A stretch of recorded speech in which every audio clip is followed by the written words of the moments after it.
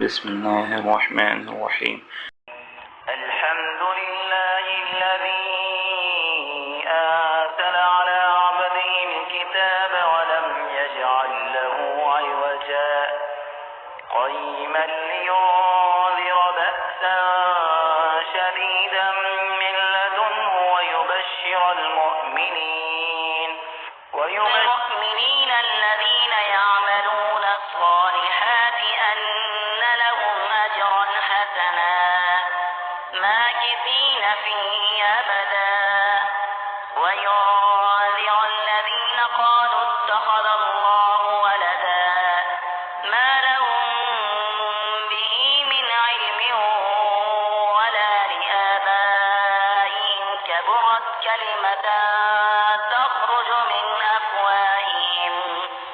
إن يقولون إلا كذبا فلعلك باخع نفسك على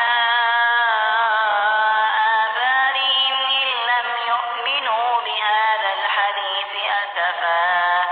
إنا جعلنا ما على الأرض زينة لها لنبلوهم أيهم أحسن عملا وإنا لجاعلون ما عليها صعيدا جرزا أم حسبت أن أصحاب الكهف والرقيم كانوا من آياتنا عجبا إذ أوى الفتية إلى الكهف فقالوا ربنا آتنا من لدنك رحمة وهيئ لنا من أمرنا رشدا فضربنا على آذانهم في الكهف سنين عددا ثم بعثناهم لنعلم أي الحزبين أحصى لما لبثوا أمدا نحن نقص عليك نبأهم بالحق إنهم فتية آمنوا بربهم وزدناهم هدى وربطنا على قلوبهم إذ قاموا فقالوا ربنا رب السماوات والأرض لن ندعو من دونه إلها لقد قلنا إذا شططا هؤلاء قوم اتخذوا من دونه آلهة لولا يأتون عليهم بسلطان بين فمن أظلم ممن افترى على الله كذبا وإذ اعتزلتموهم وما يعبدون إلا الله فأووا إلى الكهف ينشر لكم ربكم من رحمته ويهيئ لكم من أمركم مرفقا وترى الشمس إذا طلعت تزاور عن كهفهم ذات اليمين وإذا غربت تقرضهم ذات الشمال وهم في فجوة منه ذلك من آيات الله من يهد الله فهو المهتد ومن يضلل فلن تجد له وليا مرشدا وتحسبهم أيقاظا وهم رقود ونقلبهم ذات اليمين وذات الشمال وكلبهم باسط ذراعيه بالوصيد لو اطلعت عليهم لوليت منهم فرارا ولملئت منهم رعبا وكذلك بعثناهم ليتساءلوا بينهم قال قائل منهم كم لبثتم قالوا لبثنا يوما أو بعض يوم قالوا ربكم أعلم بما لبثتم فابعثوا أحدكم بورقكم هذه إلى المدينة فلينظر أيها أزكى طعاما فليأتكم برزق منه وليتلطف ولا يشعرن بكم أحدا إنهم إن يظهروا عليكم يرجموكم أو يعيدوا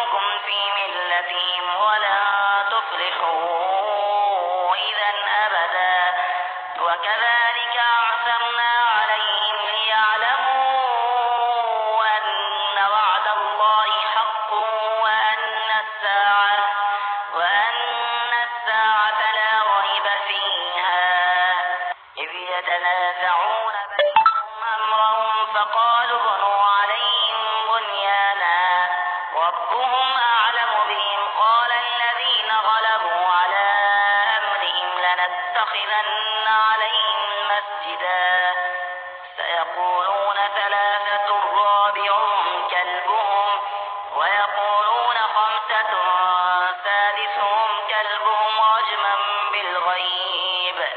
ويقولون سبعة وثامنهم كلبهم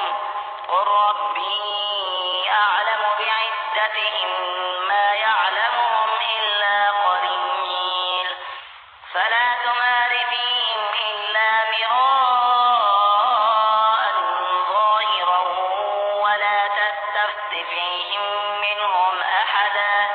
ولا تقولن لشيء إني فاعل ذلك غدا إلا أن يشاء الله واذكر ربك إذا نسيت وقل عسى أن يهديني ربي لأقرب من هذا رشدا ولبثوا في كهفهم 300 سنين وازدادوا 9 قل الله أعلم بما لبثوا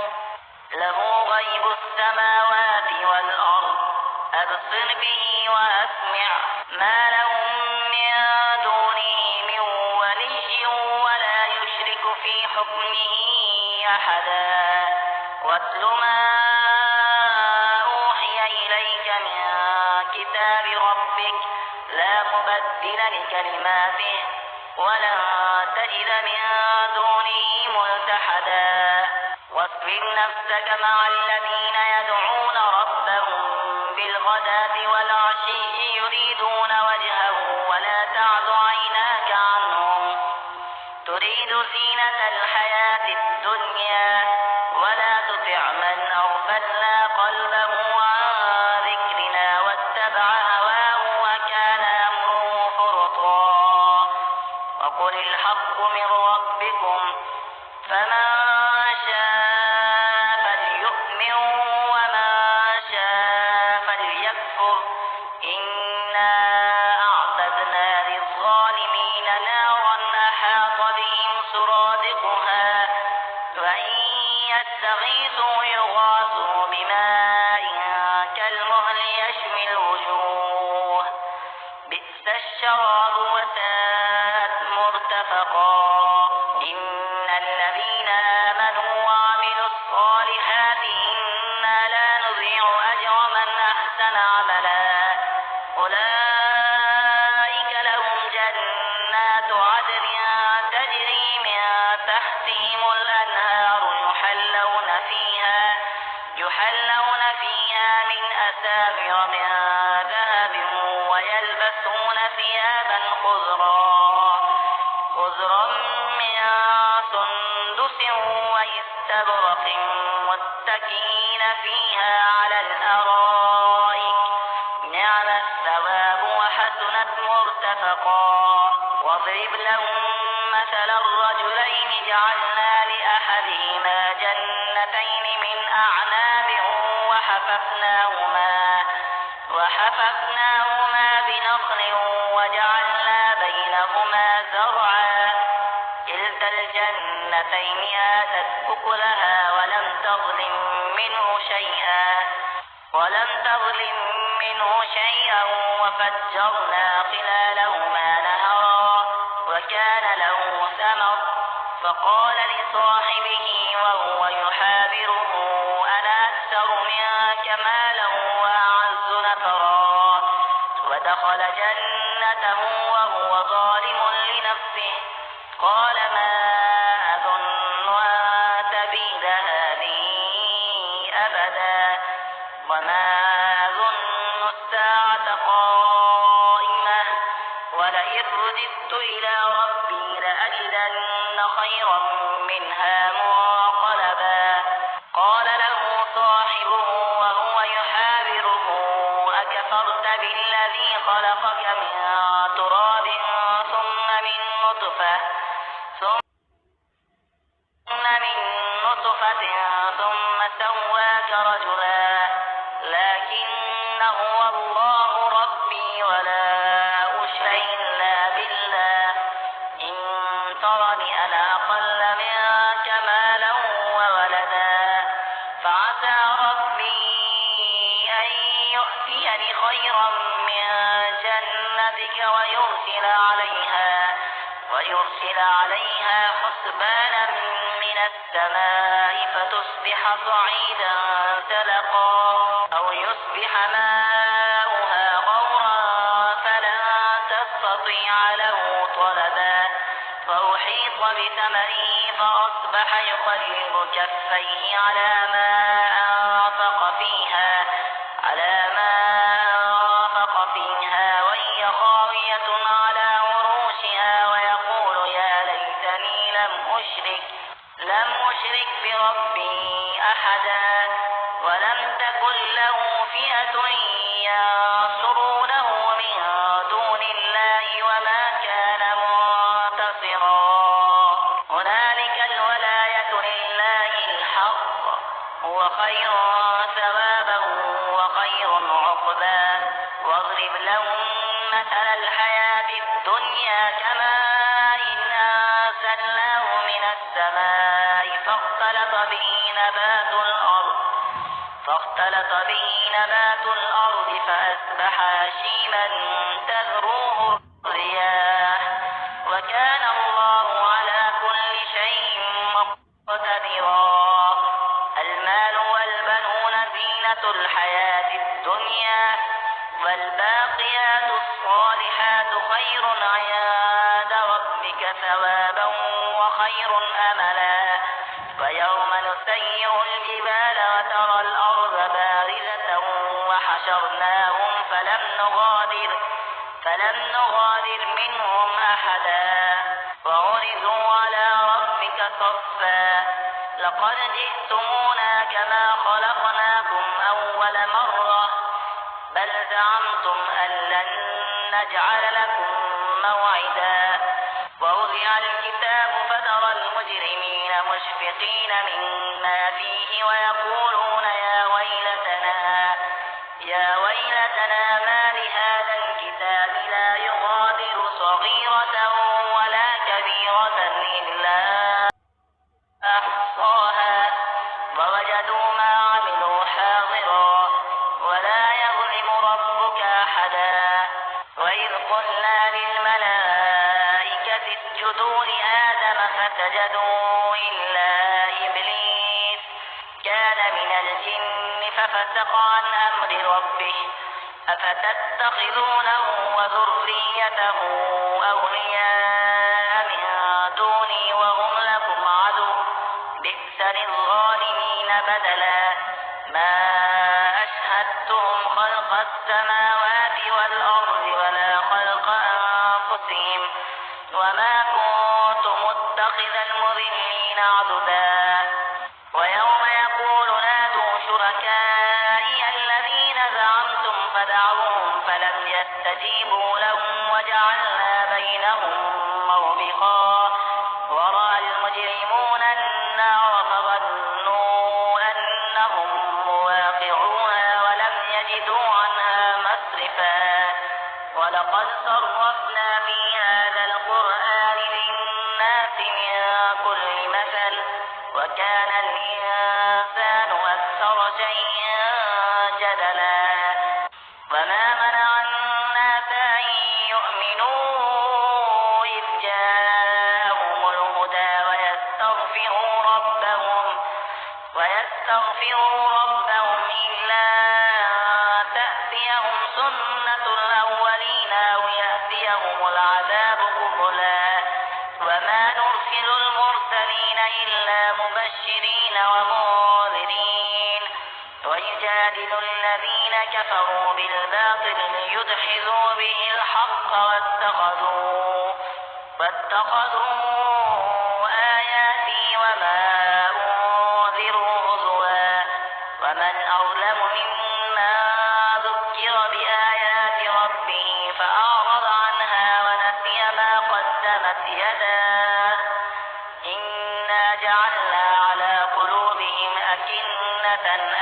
ليفقهوه وفي آذانهم وقرا وإن تدعوهم إلى الهدى فلن يهتدوا إذا أبدا وربك الغفور ذو الرحمة لو يؤاخذهم بما كسبوا لعجل لهم العذاب بل لهم موعد لن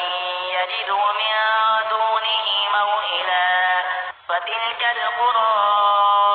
أهلكناهم لما ظلموا وجعلنا لمهلكهم موعدا وإذ قال موسى لفتاه لا أبرح حتى أبلغ مجمع البحرين أو أمضي حقبا فلما بلغا مجمع بينهما نسيا حوتهما فاتخذ سبيله في البحر سربا فلما جاوزا قال لفتاه آتنا غداءنا لقد لقينا من سفرنا هذا نصبا قال أرأيت إذ أوينا إلى الصخرة فإني نسيت الحوت وما أنسانيه إلا الشيطان أن أذكره واتخذ سبيله في البحر عجبا قال ذلك ما كنا نبغي فارتدا على آثارهما قصصا فوجدا عبدا من عبادنا آتيناه رحمة من عيادنا وعلمناه من لدنا علما قال له موسى هل أتبعك على أن تعلمني مما علمت رشدا قال إنك لن تستطيع معي صبرا وكيف تصبر على ما لم تحط به خبرا قال ستجدني إن شاء الله صابرا ولا أعصي لك أمرا قال فإن اتبعتني فلا تسألني عن شيء حتى أحدث لك منه ذكرا فانطلقا حتى إذا ركبا في السفينة خرقها قال أخرقتها لتغرق أهلها لقد جئت شيئا إمرا قال ألم أقل إنك لن تستطيع معي صبرا قال لا تؤاخذني بما نسيت ولا ترهقني من أمري عسرا فانطلقا حتى إذا لقيا غلاما فقتله قال قتلت نفسا زكية بغير نفس لقد جئت شيئا نكرا قال ألم أقل لك إنك لن تستطيع معي صبرا قال إن سألتك عن شيء بعدها فلا تصاحبني قد بلغت من لدني عذرا فانطلقا حتى إذا أتيا أهل قرية استطعما أهلها فأبوا أن يضيفوهما فوجدا فيها جدارا يريد أن ينقض فأقامه قال لو شئت لاتخذت عليه أجرا قال هذا فراق بيني وبينك سأنبئك بتأويل ما لم تستطع عليه صبرا أما السفينة فكانت لمساكين يعملون في البحر فأردت أن أعيبها وكان وراءهم ملك يأخذ كل سفينة غصبا وأما الغلام فكان أبواه مؤمنين فخشينا أن يرهقهما طغيانا وكفرا فأردنا أن يبدلهما ربهما خيرا منه زكاة وأقرب رحما وأما الجدار فكان لغلامين يتيمين في المدينة وكان تحته كنز لهما وكان أبوهما صالحا فأراد ربك أن يبلغا أشدهما ويستخرجا كنزهما رحمة من ربك وما فعلته عن أمري ذلك تأويل ما لم تسطع عليه صبرا ويسألونك عن ذي القرنين قل سأتلو عليكم منه ذكرا إنا مكنا له في الأرض وآتيناه من كل شيء سببا فأتبع سببا حتى إذا بلغ مغرب الشمس وجدها تغرب في عين حمئة ووجد عندها قوما قلنا يا ذا القرنين إما أن تعذب وإما أن تتخذ فيهم حسنا قال أما من ظلم فسوف نعذبه ثم يرد إلى ربه فيعذبه عذابا نكرا وأما من آمن وعمل صالحا فله جزاء الحسنى وسنقول له من أمرنا يسرا ثم أتبع سببا حتى إذا بلغ مطلع الشمس وجدها تطلع على قوم لم نجعل لهم من دونها سترا كذلك وقد أحطنا بما لديه خبرا ثم أتبع سببا حتى إذا بلغ بين السدين وجد من دونهما قوما لا يكادون يفقهون قولا قالوا يا ذا القرنين إن يأجوج ومأجوج مفسدون في الأرض فهل نجعل لك خرجا على أن تجعل بيننا وبينهم سدا قال ما مكني فيه ربي خير فأعينوني بقوة أجعل بينكم وبينهم ردما آتوني زبر الحديد حتى إذا ساوى بين الصدفين قال انفخوا حتى إذا جعله نارا قال آتوني أفرغ عليه قطرا فما استطاعوا أن يظهروه وما استطاعوا له نقبا قال هذا رحمة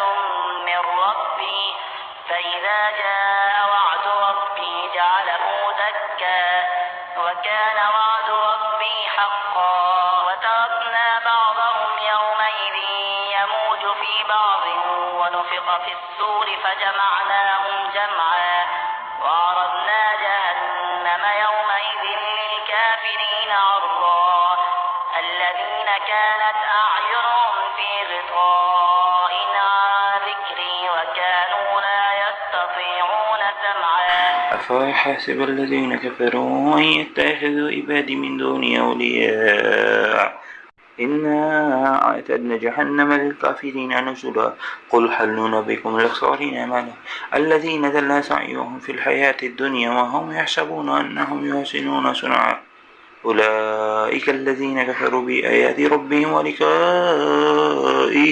فحبطت أعمالهم فلا نقيم لهم يوم القيامة وزنا ذلك جزاؤهم جهنم بما كفروا واتخذوا آيات الرسول هزوا إن الذين آمنوا وعملوا الصالحات كانت لهم جنة الفردوس نزولا خالدين فيها لا يكون عنها حبالا قل لو كان البحر مدادا لكلمات ربي لنفد البحر قبل أن تنفد كلمات ربي ولو جاء بمثله مدادا قل إنما أنا بشر مثلكم يوحى إلي أنما إلهكم وإله واحد فمن كان يرجو لقاء ربه فليعمل عملا صالحا ولا يشرك بعبادة ربه أحدا.